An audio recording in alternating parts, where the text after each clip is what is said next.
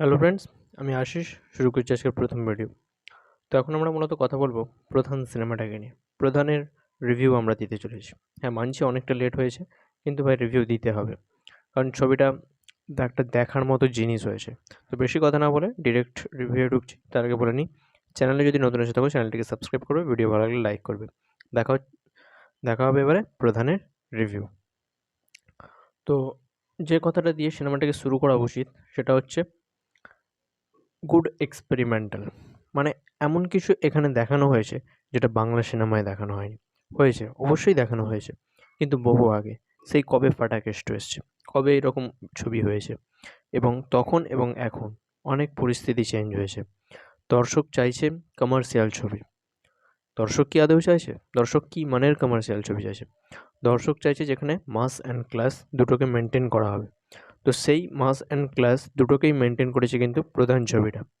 তুমি যদি ফার্স্ট থেকে লাস্ট পর্যন্ত প্রধান ছবিটা দেখে থাকো এবং হলে গিয়ে দেখে থাকো, তাহলে আশা করব তুমি আমার সঙ্গে একমত হবে যখন ভিডিওটা শেষ হবে। তো সবার আগে বলি প্রধানের মেন টপিক, সেটা হচ্ছে সিনেমার স্টোরি। অসাধারণ লেভেলের একটা স্টোরি এখানে প্রেজেন্স করা হয়েছে, যেখানে আমরা বাংলার দুর্নীতি নিয়ে কাজ দেখতে পাচ্ছি। বাংলায় একটা এলাকার দুর্নীতি নিয়ে আমরা দেখতে পাচ্ছি। সাধারণত এইগুলোই কিন্তু বাংলার প্রত্যেক গ্রামে, প্রত্যেক জায়গায় হয়ে চলেছে। রাজনীতিকে কেমনভাবে বাংলা ব্যবহার করছে, সেই সব কিছুকে কিন্তু এই সিনেমাটার মধ্যে তুলে ধরানো হয়েছে।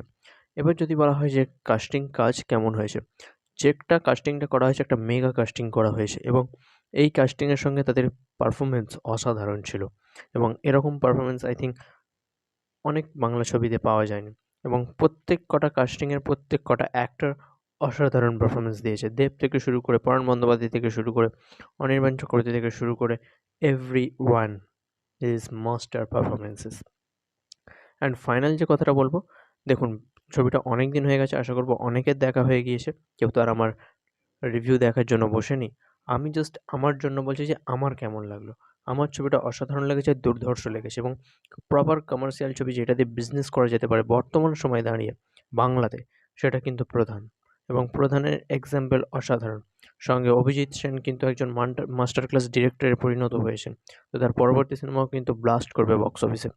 তো হি ইজ জিনিয়াস। তার সঙ্গে মোটামুটি আমার সিনেমাটাকে এমন লেগেছে যে এরকম সিনেমা বাংলায় আরও ২-৩ টে তৈরি করা উচিত এবং এবারে কাস্টিংটাও খুব ভালো ছিল।